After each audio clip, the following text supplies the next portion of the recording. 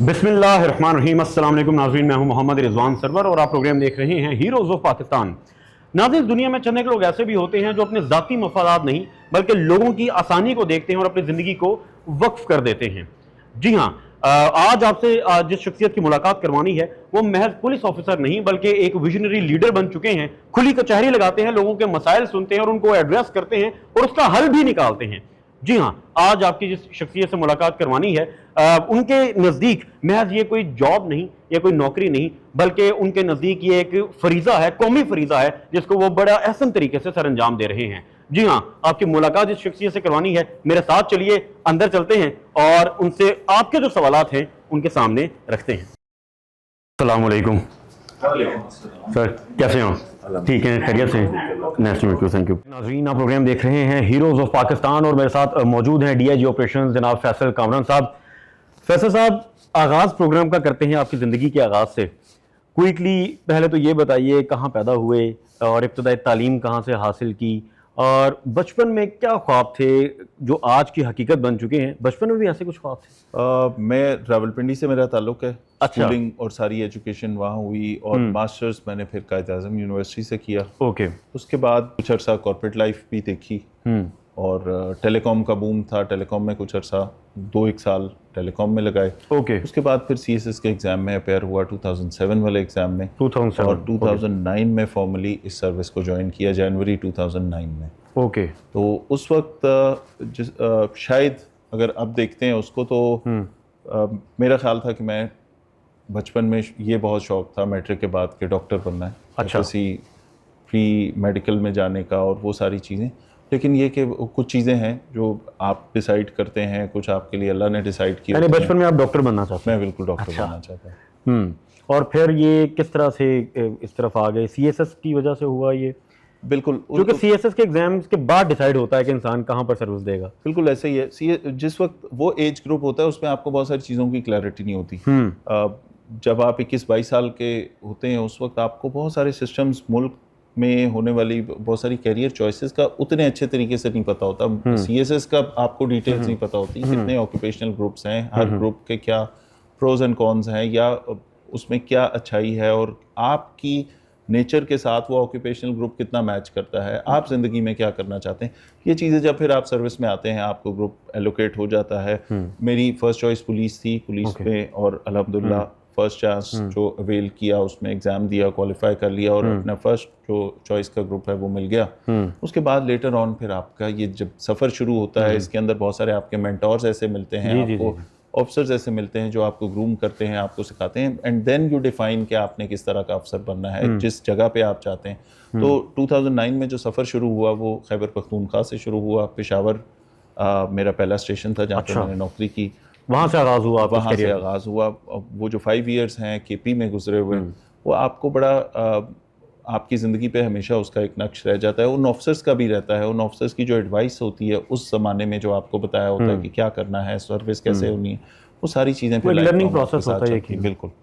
तो जब आपने ज्वाइन कर लिया फोर्स को, चैलेंजेस क्या है? कुछ चाहते हैं कि इसको भी हाईलाइट करें। ज़िंदगी में उतार चढ़ाव भी आते हैं और ख़ास तौर पर जब इंसान पुलिस ऑफिसर बन जाए और वो जवानी जिस तरह फरमा रहे हैं कि 21-22 की उम्र में इंसान को क्लैरिटी नहीं होती कि आगे क्या करना है, तो यकीनन एक बहुत बड़ा चेंज और फिर डिसिप्लिन बहुत ज़्यादा है स्पोर्ट्स में और फिर उस तरह से ट्रेनिंग भी उस लेवल की है, तो चैलेंज तो आया होगा बहुत। वो एक डिफरेंट लाइफस्टाइल है। पुलिसिंग एक वो नौकरी नहीं है, पुलिसिंग एक लाइफस्टाइल है। आप एक आम आदमी से अचानक जब आपकी सिलेक्शन हो जाती है, फिर आप एकेडमी में जाते हैं, सिविल सर्विस एकेडमी में आपको बेसिक ग्रूमिंग आपकी वहाँ होती है। फिर उसके बाद नेशनल पुलिस एकेडमी जो हमारा प्रीमियर इदारा है जहाँ पे आपको पुलिस ऑफिसर कैसे बनना है, उसके लिए क्या ट्रेनिंग चाहिए, जो स्पेशलाइज्ड आपकी ट्रेनिंग होती है, तो वो सारी चीज़ें फिर आपको सिखाती हैं कि क्या आगे किस तरह चलेंगे और जब आप फील्ड में जाएंगे तो आपने क्या करना है। तो आपको बेसिक तैयारी करा के फिर आपको एज एएसपी अंडर ट्रेनिंग आपको वो भेजा जाता है। तो मैं एएसपी अंडर ट्रेनिंग जब था पेशावर में मेरी पोस्टिंग हुई, उसके बाद वो टाइम ख़त्म हुआ, ट्रेनिंग मुकम्मल हुई और उसके बाद दोबारा मेरी पोस्टिंग फिर पेशावर में हुई। तो I spend 5 years in Peshawar. Okay. और उसके अंदर वो टाइम था 2009 के एंड से लेके 2014 के मिड ईयर तक। ओके। तो उसके अंदर मिलिटेंसी का टाइम था। वो आपको वहाँ पे केपी पुलिस की जो ऑपरेशनल कैपेसिटी है वो फर्स्ट हैंड खुद आपने देखने का मौका मिला कि किस तरह पुलिस ने दहशतगर्दी का मुकाबला किया, किस तरह वहाँ सर्वाइवल की जंग थी, किस तरह सूबे को सिक्योर किया गया। पूरी खैबर पख्तूनख्वा पुलिस ने फ्रंट लाइन सोल्जर्स के तौर पे काम किया। इंटरनल सिक्योरिटी तो देखें हमेशा पुलिस का सब्जेक्ट है, तो किस तरह वहाँ अफसरों ने अपनी जानों का नजराना पेश किया, जिसमें एडिशनल आईजीज भी हैं, जिसमें हमारे मतलब सबसे बड़ा नाम सफत गयूर साहब का है। ठीक है, वो वहाँ जाने से कुछ अरसा कबल उनकी शहादत हुई थी, तो एक टफ टाइम था जिसमें वो नौकरी स्टार्ट हुई। और शायद आपको उस टाइम पे आप बहुत सारी चीज़ें सोच भी रहे होते हैं कि ये क्या चीज़, मैं किस लाइफस्टाइल को मैंने अडॉप्ट किया है। लेकिन विद टाइम विद जो लॉट ऑफ गुड ऑफिसर्स जो फील्ड में होते हैं वो आपको गाइड करते हैं, समझाते हैं। तो उस ज़माने में आज मैं देखता हूँ तो वो ख़तरनाक लगता है, लेकिन जब मैं उधर पेशावर में था और जब आपको थ्रेट अलर्ट भी आया हुआ है, आपके हाथ में एक सोर्स रिपोर्ट भी है कि फ़लाँ मजलिस जिसके लिए आप सिक्योरिटी प्रोवाइड कर रहे हैं, इसमें हो सकता है कोई ऐसा इंसिडेंट भी हो जाए, तो उसके समेत उस वक्त आपको वहाँ डर नहीं लग रहा होता। वो ट्रेनिंग आपको तैयार कर देती है, वो आपके ऑफिसर्स ने आपको तैयार किया होता है। और आगाज में ऐसी ट्रेनिंग हो जाए तो यकीनन आगे का सफर भी आसान हो जाता है। वो एक बहुत अच्छा मैं समझता हूँ कि वहाँ से वापस आने के बाद वो जो 5 साल वहाँ गुजारे, वहाँ पे पुलिसिंग की एक वो ऑपरेशनल साइट देखी जहाँ पे आपको याद है पेशावर का हर रास्ता, हर चौक, हर गली, हर मोड़ और हर शहादत की वो दास्तान कि किस चौक पे क्या हुआ था, इस चौक पे ये अटैक था, यहाँ हमारे फलां ऑफिसर शहीद हुए थे, यहाँ हमारे इतने जवान शहीद हुए थे, यहाँ ब्लास्ट में हमने इस तरह लोगों को सेव किया था, यहाँ कई दफ़ा किसी ऐसी सिचुएशंस के अंदर जहाँ से अल्लाह ताला ने निकाल लिया और वो वहाँ पे ख़तरनाक सिचुएशन थी।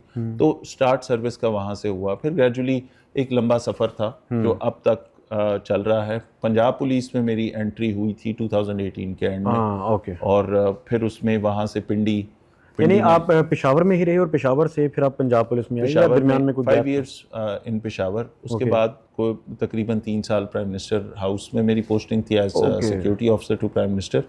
उसके बाद फिर वहाँ से पंजाब का सफ़र शुरू हुआ।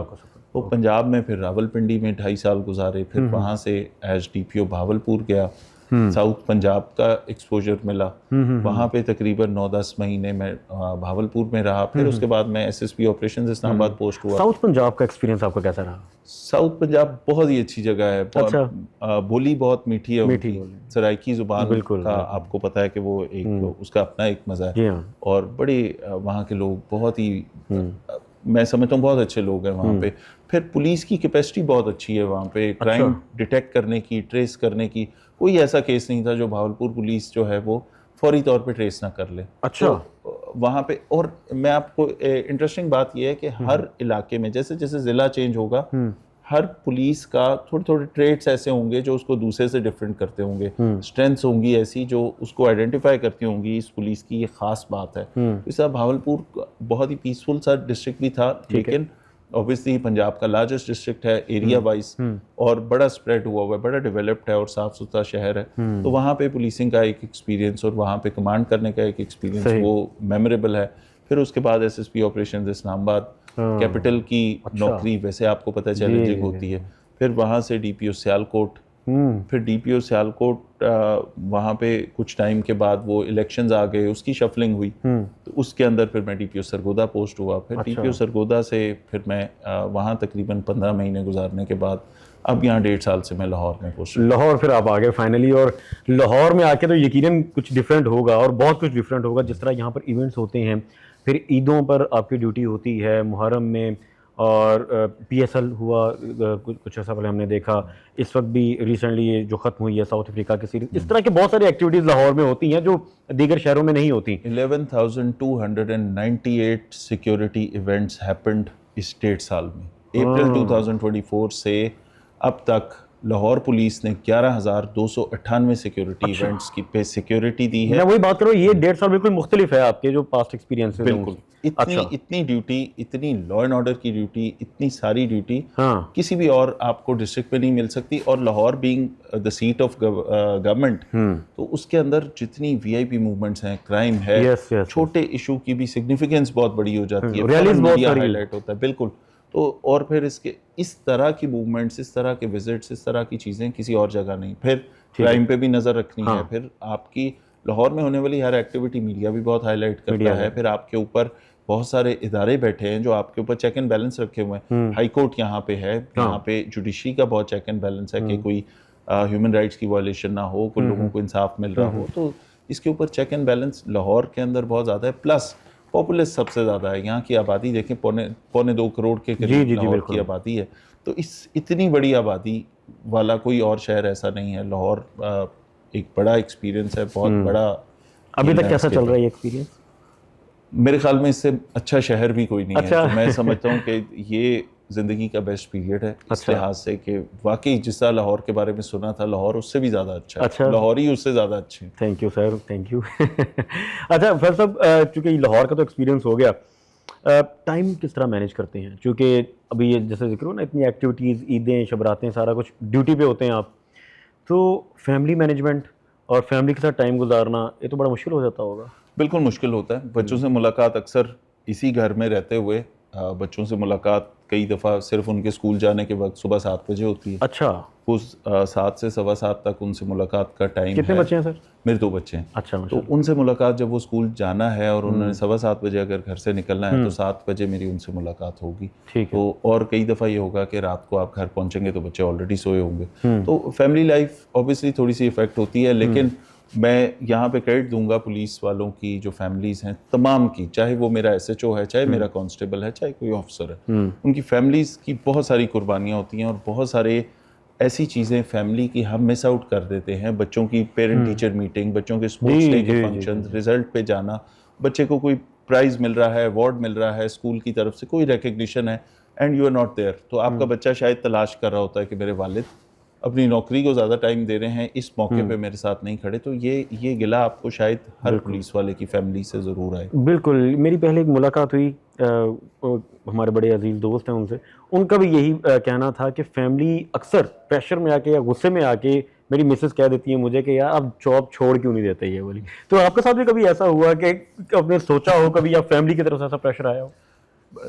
ये नौकरी या ये लाइफस्टाइल जो है, ये फैमिली की सपोर्ट के बगैर, आपके पेरेंट्स की सपोर्ट के बगैर और आपकी जो इमीडिएट फैमिली है, आपकी वाइफ है, बच्चों, उनकी सपोर्ट के बगैर नहीं हो सकती। तो अगर वहाँ से थोड़ी सी अंडरस्टैंडिंग हो, वहाँ से ये पता हो कि भी ये इस लाहौर की posting, obviously it's a privilege to serve in Lahore, लेकिन साथ साथ इसके फिर तकाजे भी होंगे। इसमें रात को लेट नाइट को इंसिडेंट होगा तो आपको 2:30 बजे उठ के दोबारा जाके उधर मौके पे विजिट भी करना होगा। इधर PSL चल रही होगी तो आपको लेट नाइट तक उसकी सिक्योरिटी देनी होगी, आपकी VIP मूवमेंट्स आपने देखनी होंगी, क्राइम फाइटिंग है, लेट नाइट मीटिंग्स हैं, बहुत सारी चीज़ें इस तरह की। तो वो फैमिली भी अंडरस्टैंड करती है। जिस तरह भी मैं जिक्र कर रहा था पहले भी, जो क्रिकेट मैचेस हैं, सीरीज़ यहाँ पर लाहौर में जिस तरह होती है, तो वो एक तरह से जैम पैक हो जाता है शहर, और फिर वो सिक्योरिटी रिस्क भी होता है, तो उस चीज़ को भी मैनेज करना है, तमाम तर चीज़ें हैं। तो टाइमिंग्स तो फिर कोई नहीं है? टाइमिंग्स कोई नहीं है। पुलिसिंग में टाइमिंग्स बिल्कुल नहीं होती। वो ख़ास तौर पे जब आम सब लोगों की छुट्टी होगी तो उस दिन पुलिस वाले की नौकरी होगी, चाहे वो ईद है, चाहे 14 अगस्त है, चाहे न्यू ईयर नाइट है, कोई भी और ऐसा इवेंट जिस पे सब शहरियों की छुट्टी होती है, उस दिन पुलिस वाले की ज़्यादा ड्यूटी होती है। सही। अच्छा, एक तरफ तो सर ये पिक्चर है, जिस तरह भी हम जिक्र करें कि कुर्बानी का एक पूरा सिलसिला चल रहा है और कई दिहाइयों से चल रहा है, मगर एक तरफ ये परसेप्शन है कि एक आम शहरी के तौर पे मैं आपसे सवाल कर रहा हूँ कि जब पुलिस वाले को उसका इमेज है जो हमारे जहन में, वो एक दहशत की अलामत बन चुका है, और अब से नहीं, कई दिहाइयों से ही है ये। और ये नहीं कि हिफाजत के तौर पे हम देखें, हम दहशत की अलामत समझते हैं। थानों में जाएं तो पहले से एक माइंडसेट होता है कि पता नहीं सुनवाई होगी या नहीं, या फिर FIR दर्ज होगी या नहीं, और बहुत सारे लोग ये दुहाइयाँ देते हैं कि कई ऐसा उनकी FIR दर्ज नहीं होती। तो इस इमेज, एक तरफ ये इमेज कि वो अपनी लाइफ को, पूरे अपने फैमिली को सेक्रीफाइस कर रहे हैं, और एक तरफ ये कि इस तरह की परसेप्शन, ये आपको बहुत बड़ा एक चेंज नहीं लगता कि ये होना नहीं चाहिए? होना नहीं चाहिए, बिल्कुल। जब मेरी बेटी ये सवाल करे कि मेरे स्कूल फेलोज़ मुझसे ये बात करती हैं बाकी कि भी आपके फादर पुलिस में हैं और पुलिस वाले तो अच्छे नहीं होते, तो वो जो सवाल आप कर रहे हैं, वो सवाल, वो बहुत सारा वो है, वो परसेप्शन है। बिल्कुल। वो perception over years built up हो गई अनफॉर्चुनेटली, लेकिन अब एक माइंडसेट बन चुका है। बिल्कुल, वो माइंडसेट बन गया। लेकिन उसके साथ साथ इसके ऊपर इस परसेप्शन को ठीक करने के लिए काम अल्हम्दुलिल्लाह शुरू हो गया पुलिस के अंदर, पूरी पंजाब पुलिस में, पाकिस्तान की तमाम पुलिसिंग ऑर्गेनाइजेशन इसको ज़रूर देख रही हैं कि जहाँ पे कोई नेगेटिविटी है उसको हम ठीक करें, जहाँ हमारी गलती है उसको ठीक करें, इस इमेज को कैसे ठीक करना। आपको क्या लगता है कहाँ गलती है? गलती ये है कि देखें, एक आम शहरी जो शरीफ आदमी है, जो किसी चीज का विक्टिम है या अग्रीव्ड पार्टी है, उसको तो पुलिस वाला अपना दोस्त लगना चाहिए, मददगार लगना चाहिए, उसको डरना नहीं चाहिए। डरना क्रिमिनल को चाहिए जी। हो उल्टा रहा है शायद। तो इस चीज को, क्योंकि ये परसेप्शन दिहाइयों से इसी तरह चला आ रहा है, उसके ऊपर बहुत सारा काम हुआ, बहुत सारी चीजें हैं, लेकिन वो परसेप्शन शायद उस तरह से हम लोगों को अपना गुड वर्क या वो जो सॉफ्टवेयर साइड है वो दिखा नहीं सके, प्रोजेक्ट नहीं कर सके। अब आपको अगर हम अपने जो आईटी के इनिशिएटिव्स हैं वो दिखाएं तो आप हैरान हो जाएंगे कि हम जिस पुलिस को जानते हैं वो पुलिस तो ये काम कर ही नहीं सकती शायद। ठीक है, तो वो ये हमारे इम्प्रेशंस चेंज हो गए, हमारे थाने चेंज हो गए। सही। हमने बहुत सारी चेंजेस लाई, इसके अंदर बहुत सारी मॉनिटरिंग तेज कर दी, सर्वेलेंस एक एक एक्टिविटी पे होना शुरू हो गई।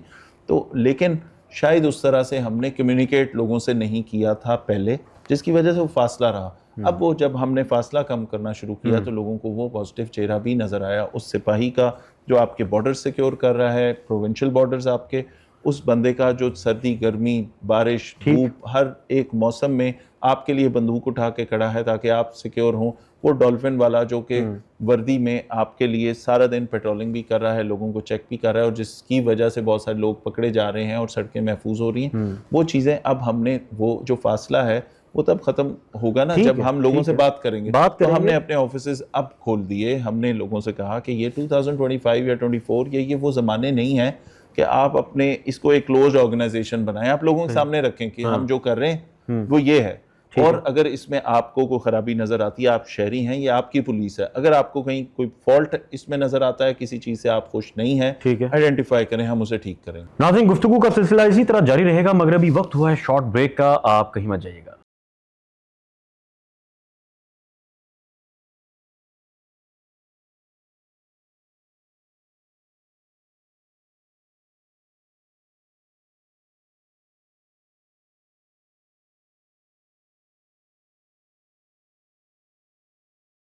वेलकम बैक नाज़रीन, आप प्रोग्राम देख रहे हैं हीरोज ऑफ पाकिस्तान और मेरे साथ मौजूद हैं डीआईजी ऑपरेशन जनाब फैसल कामरान साहब। बड़ी ज़बरदस्त गुफ्तगू हो रही थी ब्रेक से पहले, वहीं से कंटिन्यू करते हैं।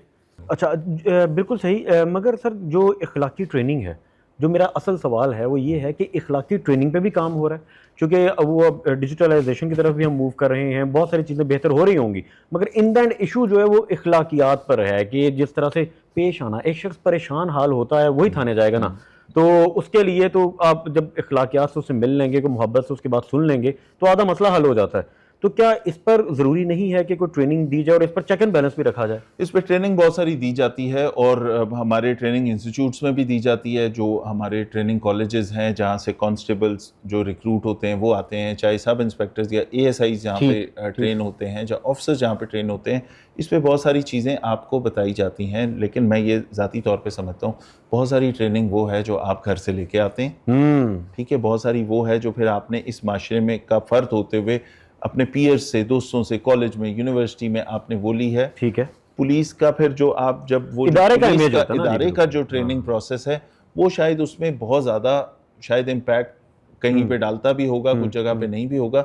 उसका इलाज मेरे पास एक ही है और वो है अकाउंटेबिलिटी। जहाँ पे शिकायत आए बदतमीजी की, जहाँ बुरे रवैये की शिकायत आए, जहाँ करप्शन की शिकायत आए, जहाँ पे क्रिमिनल एक्टिविटी में इन्वॉल्व होने की शिकायत आए, रूथलेस एक्शन लें ताकि शहरियों को ये तसल्ली हो कि अगर खराबी करेंगे तो उसका इलाज जरूर या ऑर्गेनाइजेशन। हाँ, बिल्कुल। देखें, अगर कोई फ्रस्ट्रेशन है तो जब आप पुलिस का यूनिफॉर्म पहन लेते हैं तो वो फ्रस्ट्रेशन साइड पे होनी चाहिए। एक आपकी जो जिम्मेदारी बहुत बिल्कुल ठीक बढ़ जाती है। मेरे लिए अगर एक दिन में जो 150वां आदमी मुझसे मिला, मैं इस बात पे उससे खफकी का इजहार नहीं कर सकता कि मैं 150 लोगों से मिल चुका हूँ और अब मैं फ्रस्ट्रेटेड हूँ, उसके लिए मैं पहला पुलिस ऑफिसर हूं। तो उसका राइट ये है कि उसके साथ इज्जत से पेश आया जाए। अगर वो किसी मसले में आया है, किसी परेशानी में आया है, तो उसकी बात तवज्जो से सुनी जाए और उसके ऊपर जो लीगल एक्शन है उस पर गाइड भी किया जाए, उसका काम कर दिया जाए। ठीक है, चाहे वो 150वां हो या जितना भी उसका नंबर हो। वो फ्रस्ट्रेशन वो मूड डिपेंडेंट नहीं होनी चाहिए, वो मूड डिपेंडेंट नहीं होनी चाहिए, बिल्कुल। तो इसके लिए ये मैंने आपसे कहा कि हमने अकाउंटेबिलिटी बहुत तेज करी। सबसे ज्यादा अकाउंटेबल अगर कोई इदारा पूरे पाकिस्तान में है तो ऑन रिकॉर्ड मैं आपसे ये बात कहता हूं कि ये पुलिस से ज्यादा अकाउंटेबल कोई नहीं है। और पंजाब पुलिस में अकाउंटेबिलिटी का जो सिस्टम अब डेवलप हो चुका है, तो 500 रुपए की करप्शन पे एक सिपाही डिसमिस हो जाता है। वो जब वो 1 साल डिसमिस रहता है तो उस 1 साल में उसकी जितनी तनख्वाह थी वो 5-6 लाख उसकी तनख्वाह जो बननी थी पूरे साल में, वो तनख्वाह भी लूज कर दी एक 500 रुपए की करप्शन के पीछे। इतनी अकाउंटेबिलिटी किसी और इदारे में नहीं। तो सर ये जो नाकों पर रोका जाता है और फिर ज़्यादातर नाके ऐसे होते हैं जो बज़ाहिर लगते हैं कि ये प्लान्ड हैं, जैसे छुट्टी का टाइम हो और अंधेरे में जाके खड़े हो जाएं और चलते फिरते शहरियों को रोकें, और फिर बाद में ये भी कहा जाता है बराह रास्त कि जी कोई चाय पानी पिलाएं। ये तो हम सब जानते हैं कि होता है सिलसिला। तो यहाँ से तो ऐसे लगता है कि इदारा अकोमोडेट नहीं करता अपने पुलिस वालों को। अगर इदारा करता है तो फिर ये रवैया क्यों है? देखें, करप्शन की कोई जस्टिफिकेशन नहीं, कम तनख्वाह करप्शन की जस्टिफिकेशन नहीं, गलत काम रूड बिहेवियर करप्शन की जस्टिफिकेशन नहीं है।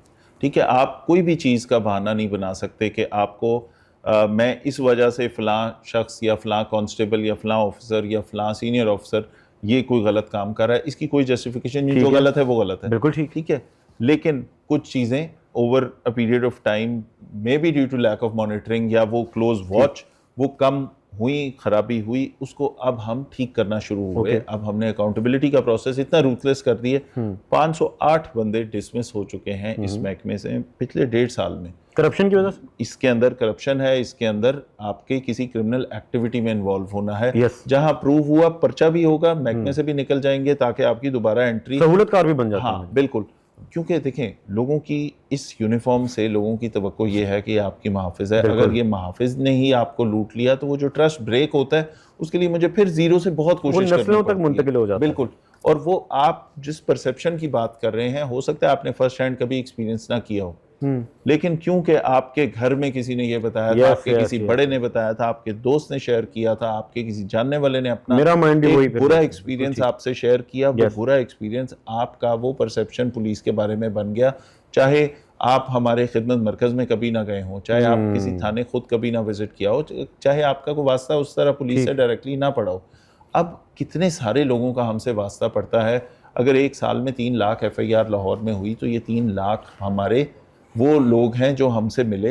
इनमें से बहुत सारे लोगों की चीज़ें रिकवर हो गई। किसी की अगर बच्चा अगवा हो गया तो उसको हमने वापस कराया, चाहे 2 दिन का था या उसके अंदर उसका कोई माइनर बच्चा था 10-12 साल का। कितने गुमे हुए बच्चों को उनके पेरेंट्स से मिलवाया गया, कितने सामान रिकवर करके उनको दिया गया, कितने लोगों के कातिलों को पकड़ के इनको इंसाफ दिलाया गया। ये सारी चीज़ें हमारी बहुत सारे वो लोग भी हैं जो हमसे बहुत राजी भी हैं। बिल्कुल ठीक, इससे कोई दो राय नहीं कि कुर्बानी दी जाती है। और हमने देखा जैसे फ्रंट लाइन का आप जिक्र कर रहे हैं, बहुत सारे पुलिस एहलकार ऐसे हैं यानी उनका नाम नहीं लिया जाता और उनको हाईलाइट नहीं किया जाता, वो भी कुर्बानी दे रहे हैं। जिस तरह हमारे पाक अफवाज है वो कुर्बानियां दे रहे हैं, ये इदारा और पंजाब पुलिस ने बहुत सी कुर्बानियां दी हैं, इस पर भी हम बात करते हैं। हम पॉजिटिव इमेज की भी बात करना चाहते हैं, यही वजह है आपसे मैं सवाल कर रहा हूं, क्योंकि दुख होता है जब पूरे इदारे का नाम वो चंद एक अशखास की वजह से खराब हो जाए। तो आप खुली कचहरी भी करते हैं, तो क्या इस तरह की कंप्लेंट उसमें भी सुनते हैं पुलिस वालों के खिलाफ? मेरे पास अगर तकरीबन दिन में कोई 100 लोग आते हैं कंप्लेनेंट्स जो खुली कचहरी के टाइम पे या मुझसे मिलना चाहते हैं किसी काम के सिलसिले में या किसी थाने में उनका काम नहीं हुआ तो वो मेरे पास आते हैं। उसके अंदर 100 में से कोई 4, 5, 6 लाजमन को ऐसी शिकायत होती हैं जहाँ रवैये की शिकायत हो, कोई एक आध करप्शन की शिकायत होती है।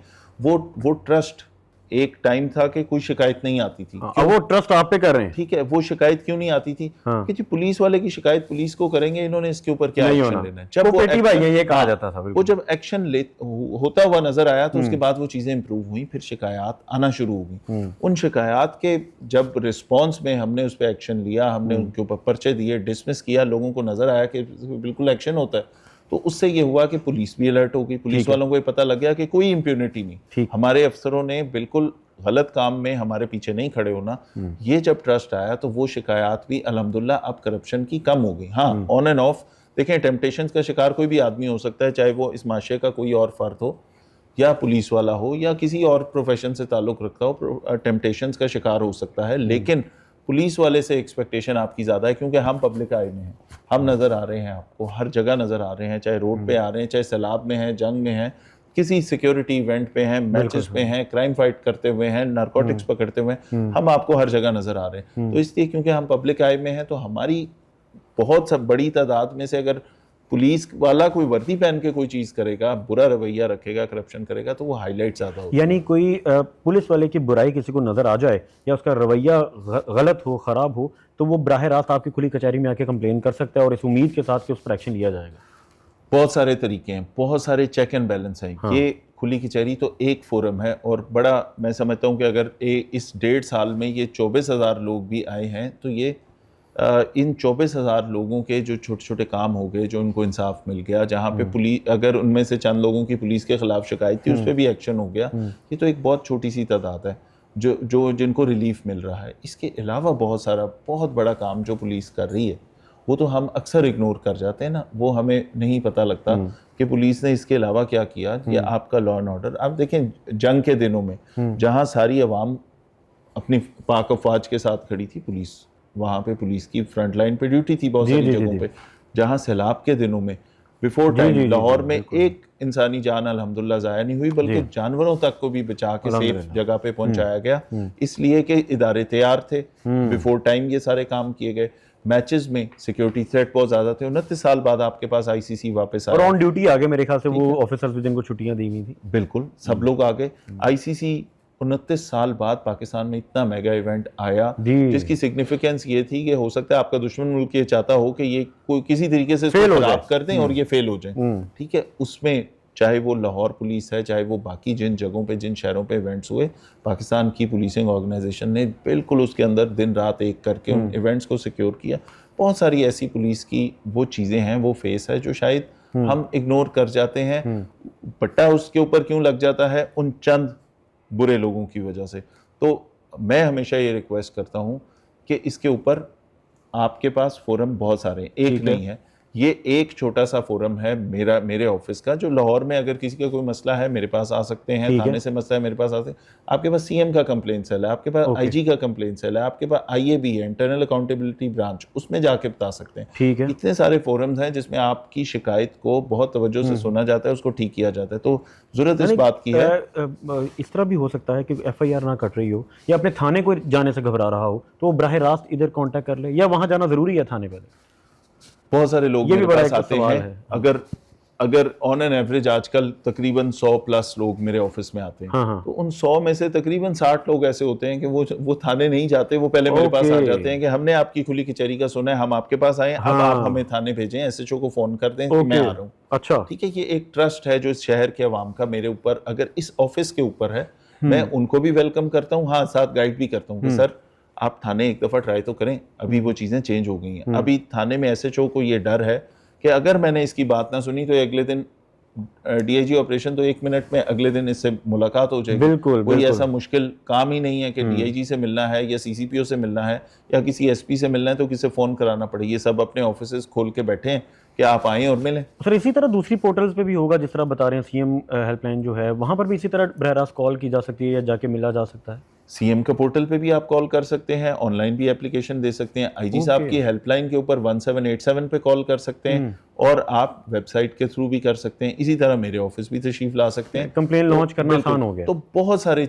फोरम्स अवेलेबल हैं लोगों की दादरसी के लिए, और ये कंप्लेंट रिड्रेसल से बड़ा सिस्टम कोई नहीं है जहां पब्लिक को आप ये फील देते हैं कि रियासत के हर शहरी के लिए गवर्नमेंट का हर इदारा अवेलेबल। बिल्कुल ठीक है। अभी सर आपके साथ जाके यहाँ सर्वे भी करते हैं इस ऑफिस में क्या क्या किस तरह से काम हो रहा है, मगर उससे पहले क्विकली मैं जानना चाहूँगा कुछ टाइमलाइन सेट की हैं?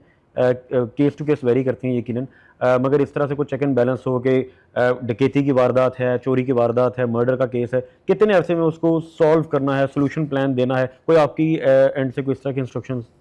प्रिडिक्टेबिलिटी ऑफ प्रोसेस बड़ी इंपॉर्टेंट चीज़ है। आप एक काम के लिए एक इदारे में जाएं, आपको ये पता होना चाहिए क्या काम कब होना है। जो आपने सवाल किया बड़ी इंपॉर्टेंट बात है। बहुत सारे हमारे शहरियों को पता नहीं है इस बात का, और शायद उसके अंदर मैं समझता हूँ कि कसूर हमारा है कि हम उस तरह से उसको कम्युनिकेट नहीं कर सके। हर एक थाने के अंदर आपके हर काम का तरीकाकार और दौरानिया दर्ज है।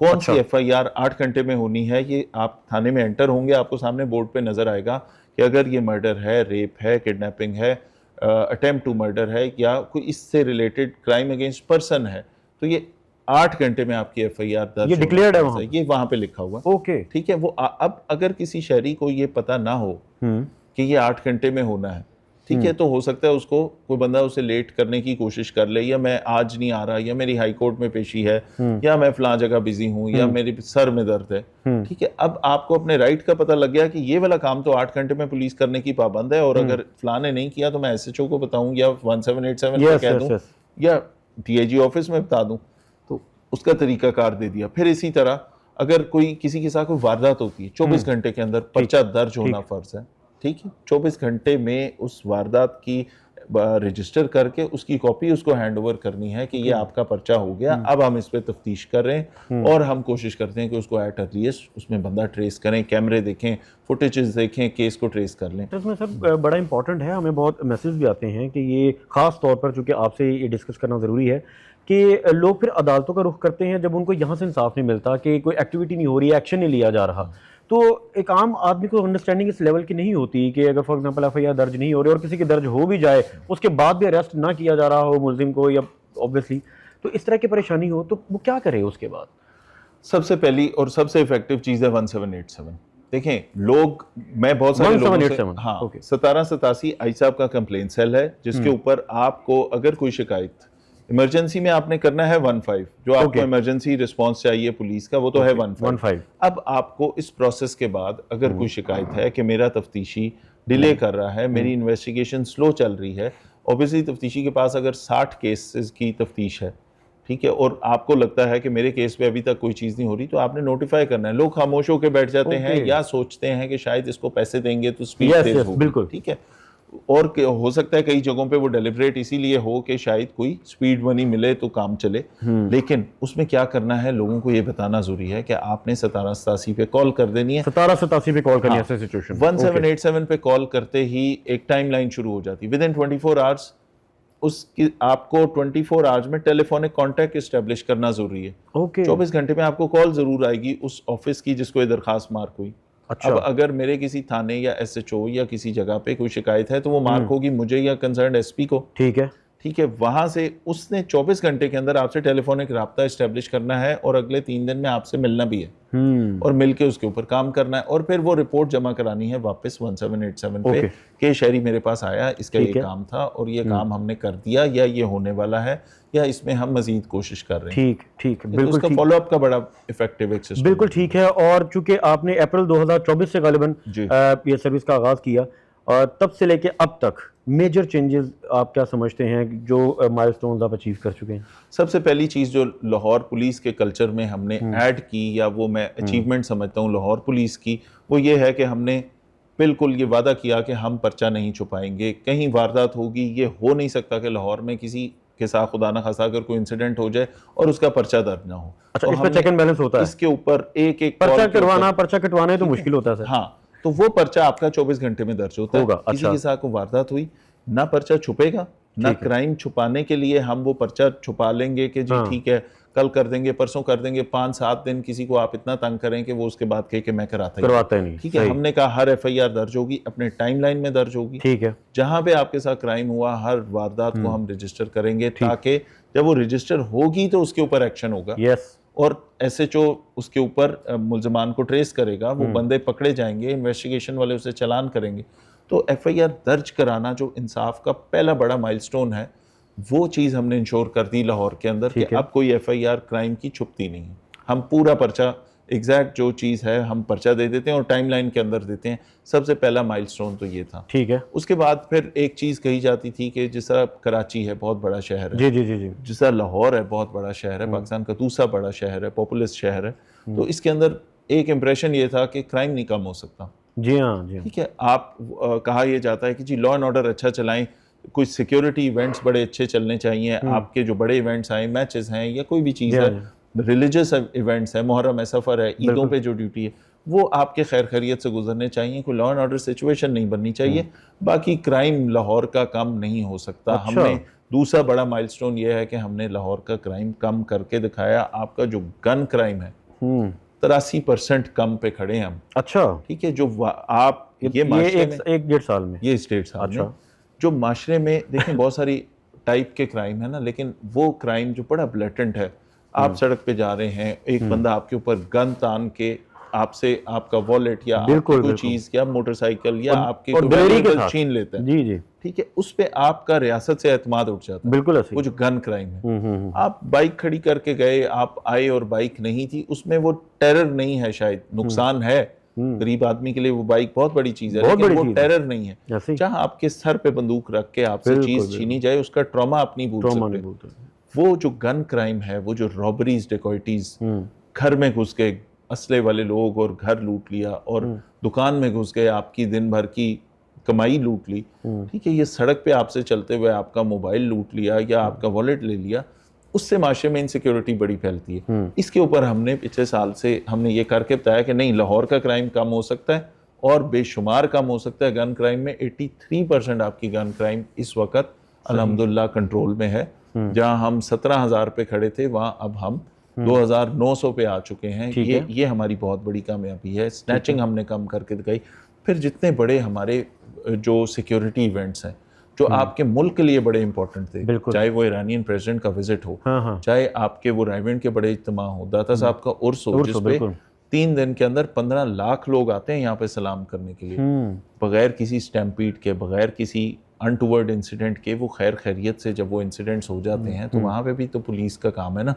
तो इसी तरह चेलम है, इसी तरह मुहर्रम है, इसी तरह रबीउल अव्वल है, इतनी बड़ी तादाद में लोग आते हैं। ये चेंजेस आप लाए कैसे हैं? क्या आपको क्या लगता है पहले क्या कमी थी जिसको आपने उस गैप को फिलअप कर दिया?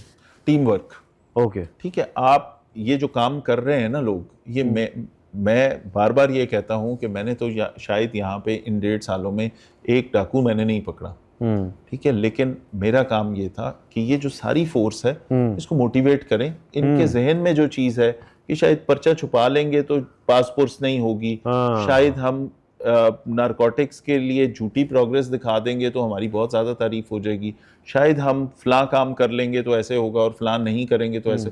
और किसके इलाके में क्या चल रहा है वो ऐसे तो पता नहीं लगता। वो हमने कहा सच बोलेंगे, पर्चा नहीं छुपाएंगे, काम करेंगे, टीम बिल्ड की, इन सिपाही से कांटेक्ट एस्टेब्लिश किया। आईजी पंजाब से एक चीज जो सबसे बड़ी सीखने वाली चीज है कि वो जो एक फासला था फोर्स में और कमांड में, वो उन्होंने खत्म कर दिया। अच्छा। एक सिपाही भी अपने आईजी को मैसेज करके कोई भी काम या कोई भी रिक्वेस्ट या कोई गिला कर देता है, अच्छा, कि सर हमें फलां चीज है, कोई अलाउंस नहीं मिल रहा या फलां हमारे साथ ये प्रॉब्लम चल रहा है, एंड आईजी रिस्पॉन्ड्स बैक।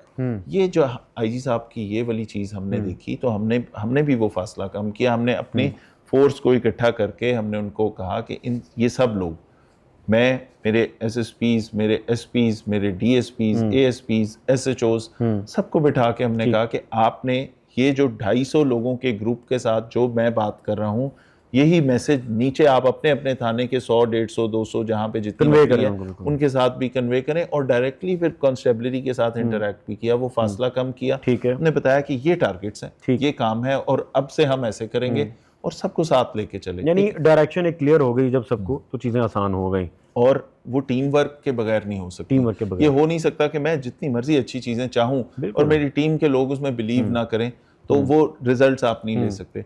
अगर आपको लगता है कि कहीं पे पुलिस वाला, ये यूनिफॉर्म पहनने वाला कोई भी शख्स अगर किसी ऐसी एक्टिविटी में है, आपसे रवैया दुरुस्त नहीं, या आपका मुल्क है, आपकी पुलिस है, ये पुलिस वाले भी आपके हैं, बिल्कुल ठीक, जहाँ पे करप्शन में इन्वॉल्व देखें, आइडेंटिफाई जरूर करें, और इंशाल्लाह ताला जिस तरह फैसल साहब फरमा रहे हैं इसको एड्रेस भी किया जाएगा और यकीनन जो एक आम आदमी के मसाइल हैं उसका सोल्यूशन भी निकाला जाएगा।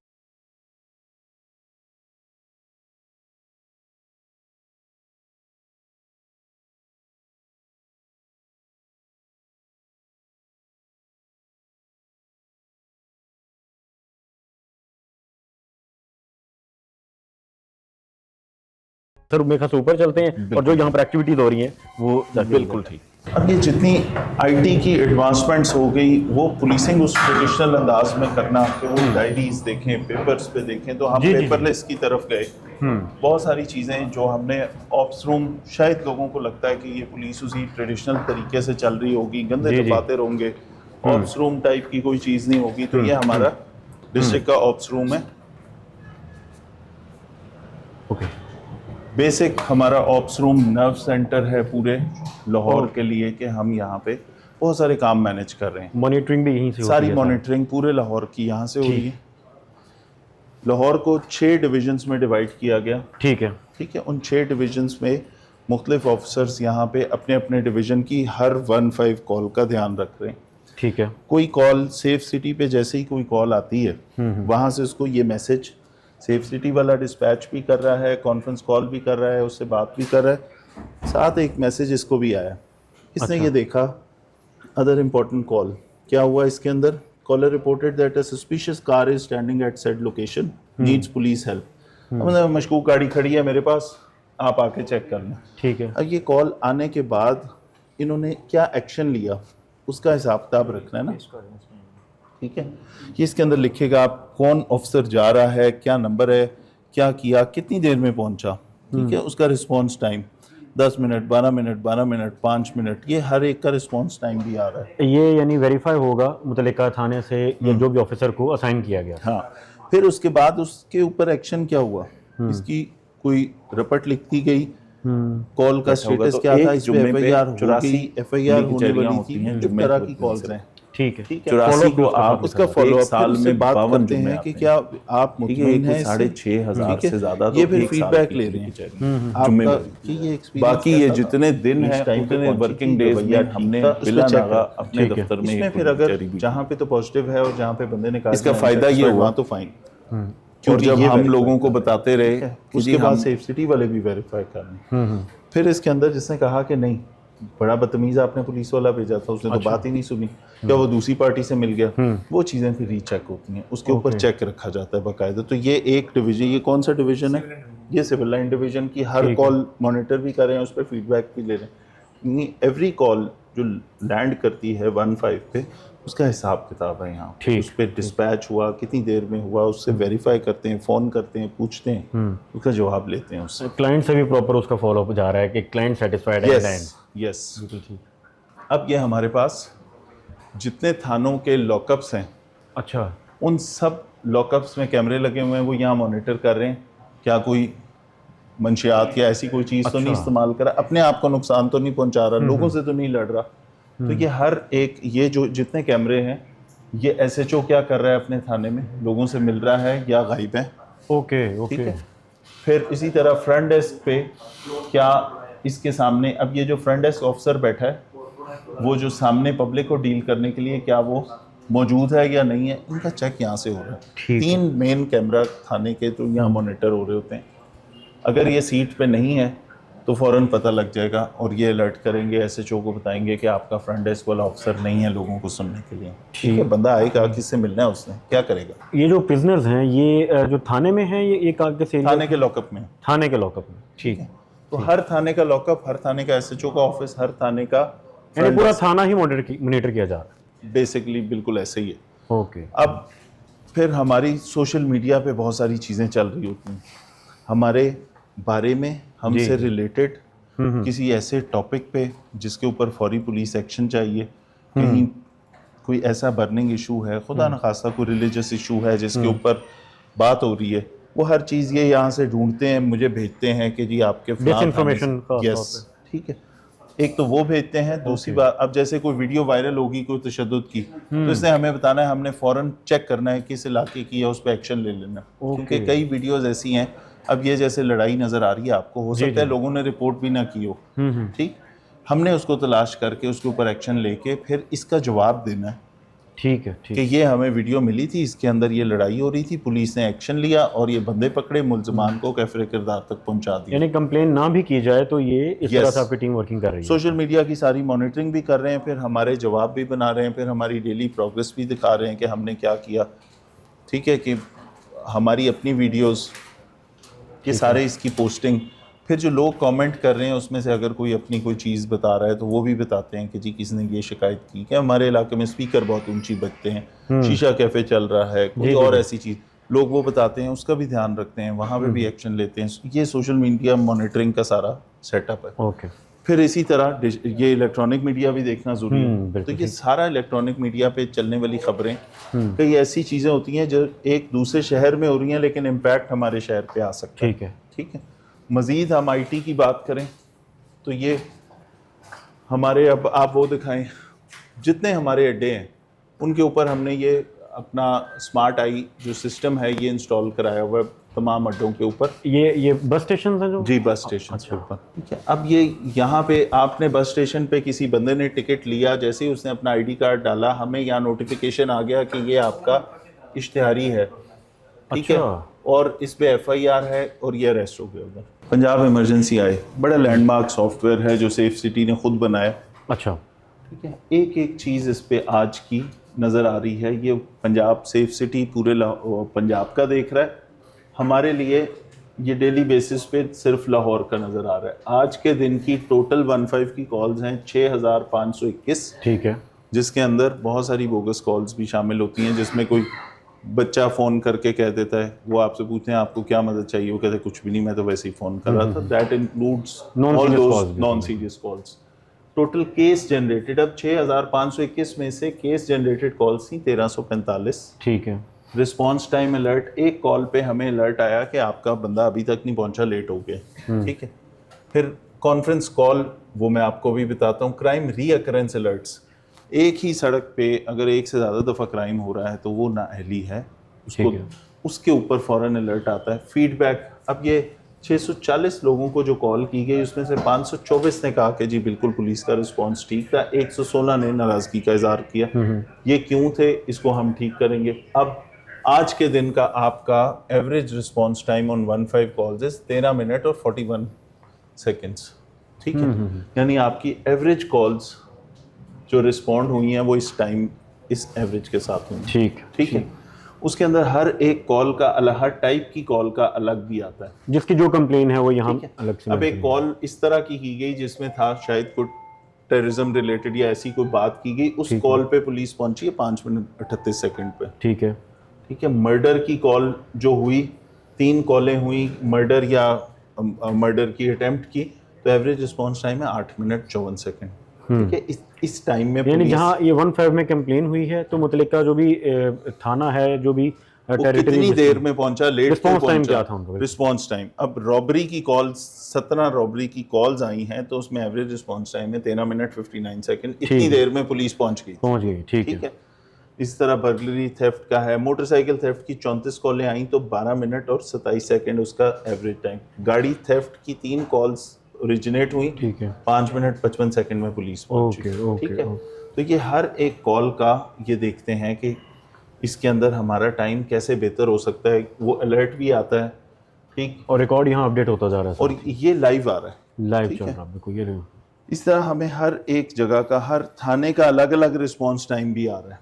ठीक है, अब जो बड़ा था, कहीं पे बड़ा थाना होगा, दूर लोकेशंस होंगी, उसमें जहाँ कितनी कॉलें आप लेट गए, कितनी पे 25 मिनट लगे, कितनी पे 8 मिनट लगे, एक एक थाने की एक एक चीज़ मॉनिटर हो रही है इस सॉफ्टवेयर के थ्रू।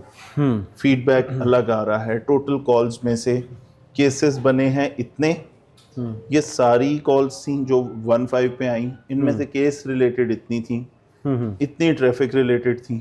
ठीक है, ये वर्चुअल वुमेन से रिलेटेड थी, खवातीन से मुतालिक, ये चाइल्ड सेफ्टी से मुतालिक थी। ठीक है, तो ये हमारा पूरे ज़िले का स्टैट्स यहाँ पे आ रहे हैं कि पॉजिटिव फीडबैक इसमें से 379, नेगेटिव 70। अच्छा फैसला, ये जो कॉल्स आती हैं तो इसके बाद रिस्पांस टाइम भी देख लिया हमने कि हमारे एहलकार वहाँ जाते हैं, कंप्लेन होती, ये भी कोई टाइमलाइन बनी है कि उसको सोल्यूशन कितने अरसे में देना है? उसका क्या तरीका? उसकी टाइमलाइन है कि अगर किसी चीज़ पे जिस पे FIR होगी, तो अगर वो FIR है मर्डर की, अटेम्प्ट टू मर्डर की, रेप की, किडनैपिंग की, 8 घंटे में।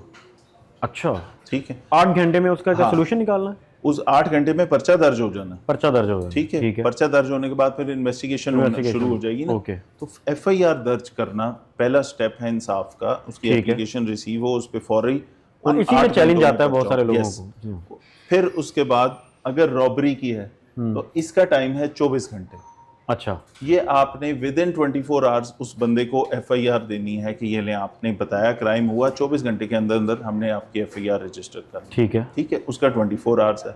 फिर लेन देन के मामले हैं, चेक डिसऑनर है, बिल्कुल, आपने कहीं इन्वेस्ट किया या किसी को अमानतन पैसे दिए और अब वो बंदा पैसे नहीं दे रहा, ठीक है, उसका टाइम, क्योंकि उसमें हो सकता है आपने चेक बैंक से वेरीफाई कराना हो, बिल्कुल, जहाँ वेरिफिकेशन डॉक्यूमेंट्स की आ जाएगी वहाँ टाइम थोड़ा सा ज़्यादा है। ठीक है, वो टाइमलाइन SOPs में दे दी कि ये पर्चा इतने टाइम में होना है, अगर इससे बाहर हुआ तो अलर्ट भी आएगा कि आपका ये पर्चा लेट हुआ। और अगर कोई शख्स इश्तिहारी हो चुका हो, उसके बावजूद उसको अरेस्ट ना कर सके हों, तो ऐसी सिचुएशन में क्या होता है? वो उसकी 15 कॉल नहीं होती ना, उसकी शिकायत होती है 1787 पे। ठीक है, 15 इज इमरजेंसी नंबर। आपको कोई फौरी रिस्पांस चाहिए पुलिस का, 15 पे आप कॉल करेंगे कि जी मेरे साथ ये हो गया, कहीं एरियल फायरिंग हो रही है, कहीं माइनॉरिटी इशू है, कहीं रेप का या चाइल्ड अब्यूज का केस है, कहीं रॉबरी। इनिशियल लेवल पे ये तो पहली कॉल। आप बाद में किसी वजह से कहीं पे आपको शिकायत है कि जी मेरा पर्चा 24 घंटे में होना था, अभी तक नहीं दिया, तो आप 1787 पे कॉल करेंगे। वो आईजी साहब का कंप्लेन सेल है। यानी एफआईआर भी हो जाए उसके बाद अगर उस पर कोई एक्शन ना लिया जाए, अगर हाँ आप समझते हैं कि तफ्तीशी लेट कर रहा है, अभी तक काम नहीं किया, तो 1787 ठीक है। अब उसके बाद तो वहां पे भी कोई टाइमलाइन दी गई है, वहां पे टाइमलाइन कितने अरसे में ये काम पूरा होना चाहिए? हाँ बिल्कुल, हर चीज वो डायरेक्टली कौन वहां चेक एंड बैलेंस उसका होता है? कौन सब पे ये सब ऑफिसर्स देख रहे हैं, जो इन्वेस्टिगेशन रिलेटेड मैटर्स हैं डीआईजी इन्वेस्टिगेशन देख रहे हैं, जो ट्रैफिक के हैं डीआईजी ट्रैफिक देख रहे हैं, जो ऑपरेशन मैटर हैं वो मैं देख रहा हूँ। इसी तरह अब ये जो आपको जिसके ऊपर ये फ्लैश करता हुआ नजर आ रहा है, ये एक्टिव कॉल्स हैं।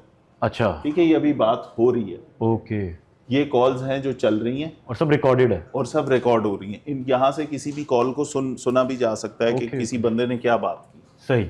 अब एक और इंटरेस्टिंग चीज है, जो क्राइम प्रिडिक्शन होना शुरू होगी। आज कहाँ पे क्राइम होना है, अच्छा, ये भी बता रहे हैं। ओके, ठीक है, आज उसने बताया कि आपके इचरा थाने में 2 चोरियां होंगी, 1 ट्रैफिक एक्सीडेंट होगा, और साथ बता दिया किधर होगी। अच्छा, ठीक है, किस सड़क के ऊपर होगी। ठीक, ये फोरकास्ट कर रहे हैं, ये फोरकास्ट कर रहे हैं फॉर टुडे। ओके, आज उसने ये फोरकास्ट कर दी, तो इनका काम ये है कि ये यहाँ से वो लोकेशन देख के एसएचओ को और थाने को बता दें कि भाई यहाँ तवज्जो कर लें, और अगर वो तवज्जो हो गई तो हो सकता है बच जाएगा, अगर ना हुई यानी अलर्ट जारी तो हो जाना चाहिए फौरी। अब हुआ ये कि इन्होंने कहा कि यहाँ पे रॉबरी स्नैचिंग तो कोई नहीं है, लेकिन आपका थेफ्ट प्रिडिक्टेड है कि इस सड़क पे आपके चोरी होगी। इसके ऊपर माउस लेके आए जी। ठीक है, यहाँ पे प्रिडिक्टेड था कि 1 चोरी हो जाएगी, 4 होगी। ठीक है, ये इचरा का, ये मेट्रो की कोई जगह है जहाँ पे जेब कट गई तो 4 वाकयात आ गए। ठीक, एआई ने पहले प्रिडिक्ट कर दिया था कि होना। एआई ने कहा था कि आज आपका यहाँ पे ट्रैफिक एक्सीडेंट हो जाएगा, नहीं हुआ। ठीक है, एआई ने कहा था आपकी गाड़ी भी चोरी होगी, नहीं हुई। जो चीज़ें हमने बचा ली, आपका एक फोरकास्ट थी, मेहनत कर ली, बच गई। और कोई थाना खोल दें, जो फिल्टर्ड एरिया होता है वो थाना अलर्ट हो जाता है, वो थाना है। ये सारे थानों का देख सकते हैं। इस तरह यहाँ था कि एक गाड़ी चोरी होनी आज की, कोट लखपत 2 चोरियां, 1 ट्रैफिक एक्सीडेंट, एरिया भी बता दिए कहाँ पे खतरा है। ठीक है, ठीक है। अब यहाँ पे बर्गलरी प्रिडिक्टेड नहीं थी, 2 नकबजनी होगी। ठीक है, डकैती कोई प्रिडिक्टेड नहीं थी, नहीं हुई। रॉबरी नहीं प्रिडिक्टेड थी, नहीं हुई। थेफ्ट प्रिडिक्टेड था कि 2 होंगे, हाँ, 1 बच गया। तो इस पे फैसला साहब, जब ये प्रिडिक्टेड है, फोरकास्ट भी है, उसके बावजूद वो हो जाए इस तरह की चोरी, हाँ, फिर तो बड़ा फिर उसके ऊपर बहुत सारी जगहों पे बच रही है, हाँ, बहुत सारी जगहों पे हो रही है, हाँ। तो इस पे हमारा काम यह है, हमारी टीम्स का काम यह है कि हमने एआई को फेल करना है। यस, हमने कोशिश करनी है, क्योंकि एआई क्या कर रही है, डेटा एनालिसिस कर रही है पिछले सालों का, कि आपकी हफ्ते वाले दिन आमतौर पे 6 बजे से 9 बजे तक फलां जगह में बाजार में अक्सर जेब कट जाती है लोगों की, या थेफ्ट, या आपकी फलां सड़क के ऊपर, क्योंकि रश आवर्स होते हैं, इसमें एक्सीडेंट होना है। ठीक है, एआई उस बेस पे प्रिडिक्ट कर रही है। अगर उस पर तवज्जो हो गई और वहां पे ट्रैफिक वाला खड़ा था तो वो नहीं हुई। ठीक है, अगर व्हीकल थेफ्ट उसने कहा कि यहाँ होनी है और वहां पे पुलिस कहीं और एंगेज है, या एसएचओ ने तवज्जो नहीं की, वो हो गई, तो इन चीज़ों के ऊपर फिर उस पर एक्शन लेते हैं कि आपने क्यों नहीं देखा। ठीक, इसी तरह फिर ये जो हमारा प्रिज्म है, predictive risk incident severity model, इसके अंदर हमारे अब ये अलर्ट्स आज के 120 आए। ओल्ड एनिमिटी अलर्ट्स 5, ठीक है, राइजिंग क्राइम अलर्ट्स 50, क्रिटिकल हैं उसमें से 9, ठीक है, एलिवेटेड हैं 6 थानों में आपका क्राइम बढ़ा। ठीक है जी। तो नाज़रीन, मेरे साथ मौजूद थे आज के एपिसोड में डीआईजी ऑपरेशन जनाब फैसल कामरान साहब, और उनसे हमने उनकी ज़िंदगी के हवाले से भी गुफ्तगू की, ज़िंदगी में जो चैलेंजेस दरपेश रहे उस पर भी बात की, और ख़ास तौर पर एक आम आदमी के जो मसाइल होते हैं, चूँकि खुली कचहरी तो हम उनकी देखते ही हैं, मगर खुली कचहरी में पुलिस वालों के खिलाफ जो लोगों की शिकायत होती हैं या जो लोगों के कंसर्न्स हैं, क्या उनको भी एड्रेस किया जाता है? वो आपका जो सवाल था वो उनके सामने रखा, और इसी के साथ साथ उन्होंने ये भी बताया कि किस तरह से पिछले 1.5 साल में इस पूरे निज़ाम को डिजिटलाइज कर दिया गया है, एआई पे शिफ्ट कर दिया गया है, जिससे लोगों के लिए बहुत सी आसानी पैदा हो रही है। अपना फीडबैक हमें जरूर दीजिएगा, और अगले प्रोग्राम तक के लिए मोहम्मद रिजवान सरवर को इजाजत दीजिए। अल्लाह निगहबान।